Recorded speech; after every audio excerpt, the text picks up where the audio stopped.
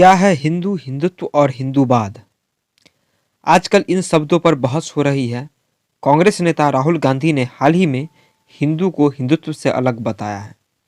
आइए जानते हैं इन शब्दों या मान्यताओं में क्या समान है और क्या फर्क है। हिंदू अस्तित्व की पहचान है कि आप अपनी आस्था से, जन्म से, मन से हिंदू हैं, लेकिन अपनी पहचान के प्रति सजग होना और उसके प्रति चेतना का विकास होना हिंदुत्व है। अर्थात पहचान से हिंदू होने का तात्पर्य है कि क्षमा भाव, प्रेम भाव और आचरण की शुद्धता होना, अहिंसा के रास्ते पर चलना और विविधता को महत्व देना। हिंदू शब्द भाववाचक है, इसे हम संज्ञा नहीं मानते। जब हम कहते हैं हिंदू तो उसका मतलब होता है विविधताओं को महत्व देना। ये विविधता कृत्रिम नहीं है, ये हिंदू के अंतर्मन में बैठी हुई है। विविधता के बिना हिंदू शब्द की कल्पना करना अर्थविहीन है। हिंदू होने की इन सभी विशेषताओं के प्रति सजग होना, इनका क्षरण ना होना हिंदुत्व है। भले ही हिंदुत्व शब्द प्रचलित विनायक दामोदर सावरकर जी की पुस्तक से हुआ हो, लेकिन सावरकर जी हिंदुत्व के पहले या अंतिम विचारक नहीं हैं। वो विचारकों की श्रृंखला में एक विशिष्ट समय के विचारक हैं। हिंदुत्व का दूसरा तात्पर्य होता है हिंदू की विशेषताओं, हिंदू के अपने अस्तित्व के प्रति भीतरी और बाहरी चुनौतियों से लड़ना, जैसे जातिवाद या छुआछूत की समस्या भीतरी चुनौती है। बाल विवाह, सती प्रथा, ये सब भी भीतर की समस्या है। इनका निदान करना हिंदुत्व है।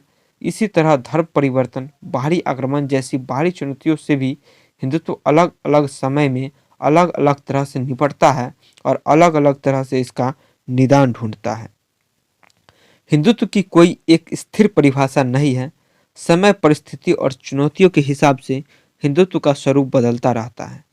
इसी तरह से समर्थ रामदास 17वीं सदी के हिंदू कवि एक हिंदुत्ववादी इसलिए थे क्योंकि उन्होंने धर्म और अध्यात्म के माध्यम से उस समय की चुनौतियों का हल खोजने और लोगों की चेतना को जागृत करने का काम किया। उन्होंने लोगों को बताया कि तुम हिंदू हो, नहीं रहोगे तो तुम्हारा अस्तित्व मिट जाएगा। रविदास, जिन्होंने हिंदुओं को अपनी आंतरिक चुनौतियों का सामना करने का संदेश दिया, उसी तरह से बिपिन चंद्र पॉल, बाल गंगाधर तिलक और लाला लाजपत राय जैसे समाज सुधारक, ये सभी हिंदुत्व को ही आगे बढ़ा रहे थे। बिपिन चंद्र पॉल ने सोल ऑफ इंडिया नाम की पुस्तक लिखी, तब उनका मकसद हिंदुत्व की चेतना को जागृत करना ही था। उन्होंने कहा था भारत एक हिंदू राष्ट्र है, लेकिन उनके कहने का मतलब ये था भारत अपना कुकृत्य से हिंदू राष्ट्र, ना कि संविधान के द्वारा। ठीक उसी तरह से सावरकर जी ने विशेष परिस्थिति में हिंदुत्व के रूप में भू सांस्कृतिक राष्ट्रवाद की बात की। डॉक्टर हेडगेवार जी ने बाद में हिंदुत्व के सभ्यताई परिवेश में रखा और उसे पूजा पद्धति और आस्था से ऊपर किया। इसलिए हिंदुत्व के लिए उनका योगदान सबसे अहम है।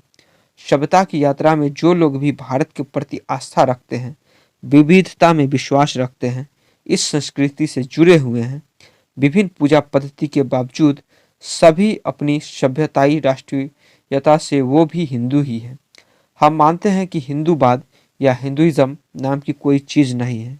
ये शब्द और विचार उपनिवेशवाद की देन है।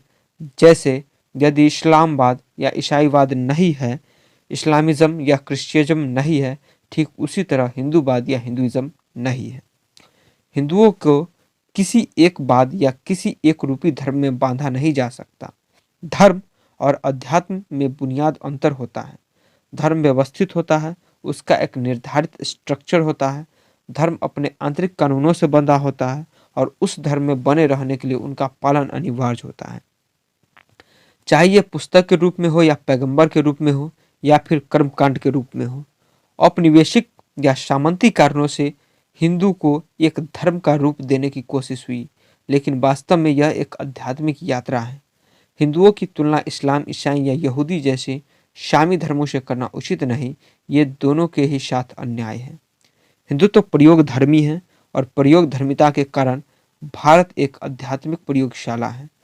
पूरी दुनिया में राजनीतिक लोकतंत्र और सामाजिक लोकतंत्र है, लेकिन आध्यात्मिक लोकतंत्र सिर्फ हिंदुओं के बीच है।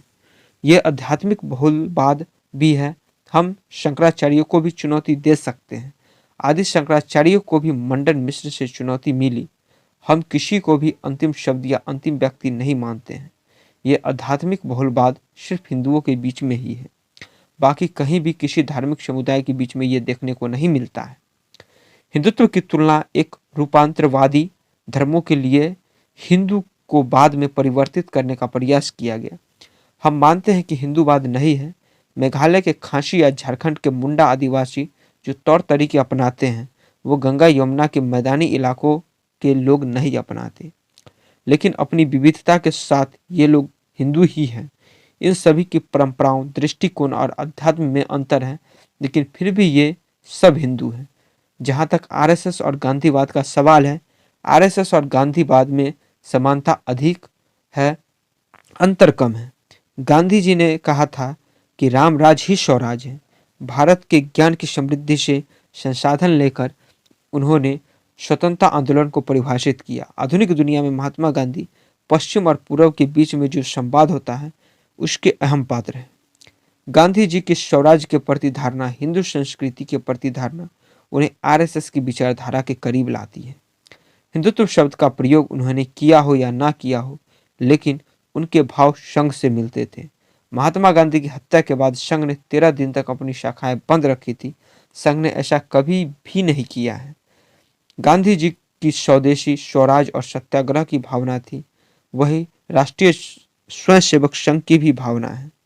राष्ट्रीय स्वयंसेवक संघ 1925 से लेकर अब तक स्वदेशी और स्वराज का आग्रह करता है। अपने वतन की जड़ों से जुड़े रहने की वकालत संघ करता है। धन्यवाद। जय हिंद, जय भारत।